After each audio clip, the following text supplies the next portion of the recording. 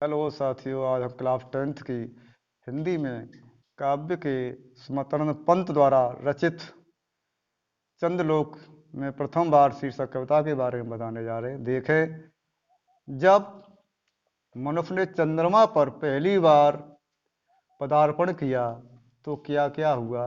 चंद्रलोक में प्रथम बार मानव ने किया पदार्पण, छिन्न हुए लो देश काल के दुर्जय बाधा बंधन, दिग्विजयी मनसुत निश्चय, यह महत ऐतिहासिक क्षण।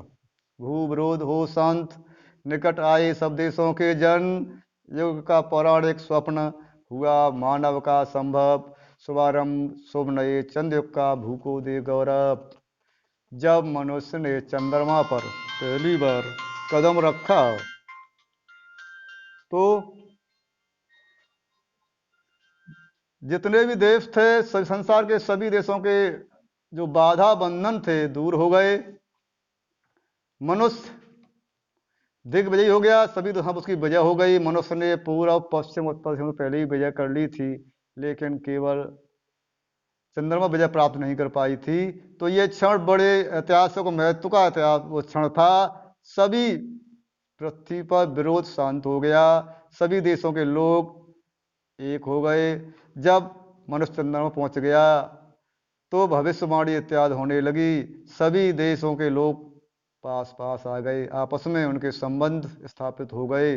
मानव का जो सपना था, पुराणों में लिखा हुआ है चंद्रमा पहुंचने का, वो संभव हो गया। पहले मनुष्य चंद्रमा पर पहुंचने का केवल सपना देखा करता था। कोई चंद्रमा को पानी में उतारता था, तो कभी किसी का कोई व्यक्ति उसके लिए मचलता था, जैसे सूर्य के कृष्ण मचल जाते हैं, किसी का कुछ हो जाता है। इस प्रकार से मनुष्य का ये सपना जो पुराणों में लिखा हुआ था संभव हो गया और एक नए युग का शुभारंभ हुआ, जिसका नाम चंद्र युग रखा गया।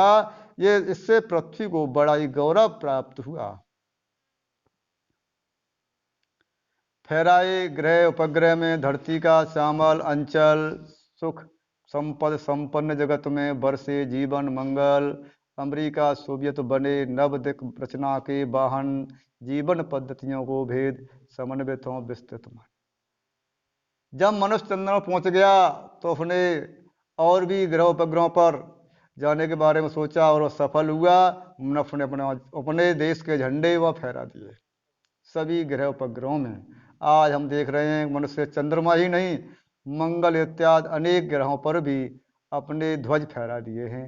धरती का श्यामल अंचल सुखद संपन्न हो गया है और जिससे पृथ्वी पर जीवन कल्याणकारी हो गया है, मंगलमय हो गया है। लेकिन इसके सबसे पहले नए रचना के वाहन या सबसे बारे में सोचने वाले पहले व्यक्ति अमेरिका और सोवियत बने, क्योंकि सबसे पहले चंद्रमा पर पहुंचने में सफलता इन्होंने ही सफलता प्राप्त की थी।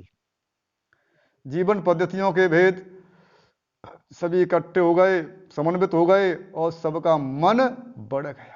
जो संकीर्ण मन विचार थे वो विस्तृत विचारों में व्यक्ति के बदल गए। अर्योग बने धरा जीवन के हित, स्वर्ण सृजन का सृजन को साधन, मानवता ही विश्वत्व भू राष्ट्र करें आत्मर्पण, धरा चंद की प्रीत परस्पर जगत प्रसिद्ध पुरातन, हृदय सिंध में उठता है स्वर्ग के ज्वार देख चंद्रानन। अर्युग बने धरा जीवन हित। पंत जी कहते हैं आज जो अर्ण युग चल रहा है, अणुओं का युग है, परमाणु युग है, तो इसका उपयोग पृथ्वी के हित में होना चाहिए। व्यक्ति को दूसरे व्यक्ति को सताने में नहीं, व्यक्ति को मारने में नहीं होना चाहिए, बल्कि स्वर्ण सृजन का साधन बनाया जाना चाहिए। परमाणु बमों से सोना खोजने का कार्य करना चाहिए। जो खदानें हैं उनमें स्वर्ण स्वर्ण सृजन का साधन बनाना चाहिए। तो यही मानवता है, यही विश्व में सत्य है। इसलिए जितने भी पृथ्वी के राष्ट्र, जितने भी देश हैं, सभी को आत्मर्पण करना चाहिए, सबको विचार करना चाहिए और परमाणुओं का प्रयोग मनुष्य के हित में करना चाहिए, न अहित में। धराचंद की प्रीत परस्पर, पृथ्वी और चंद्रमा का आपस में बहुत पुराना प्यार है, जो संसार भर में पुराणों में भी प्रसिद्ध है। तभी तो पृथ्वी के हृदय समुद्र में चंद्रमा को देखकर ज्वार उठता है।